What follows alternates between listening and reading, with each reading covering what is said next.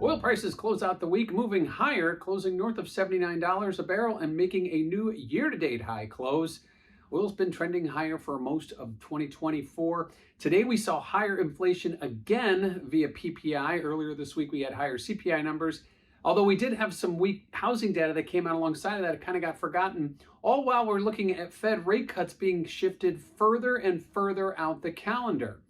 Now, oil prices, typically when things aren't good in the economy, we see oil prices moving lower, but due to higher tensions that we're seeing in the Middle East and potential for disruption in the area, we continue to see oil prices moving higher. Again, seeing a move higher for most of 2024, and again, closing at $79 a barrel today, or above $79 a barrel today for a new year-to-date high close.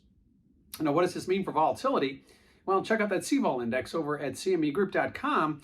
You will see the volatility has been trending lower for quite some time, and when we're talking about tensions and uncertainty, typically that puts volatility higher. But taking a greater step back, the one-year range in oil is $95 down to $63, putting the midpoint of that one-year range right at $79. So we are trading right at the midpoint. So the market, while it does take into account other variables, isn't expecting a breakout of the current one-year range, given the fact that we are trading right at the midpoint and hence volatility has been moving lower. Lastly, let's talk about positioning. What are speculators doing? Well, last week, speculators were adding to their net long positions. Now, we saw speculators exit a ton of positions in the fourth quarter of 2023 and have since seen things stagger as the uncertainty reigns, whether it be due to the economy, whether it's due to tensions in the Middle East, whether it's the Fed.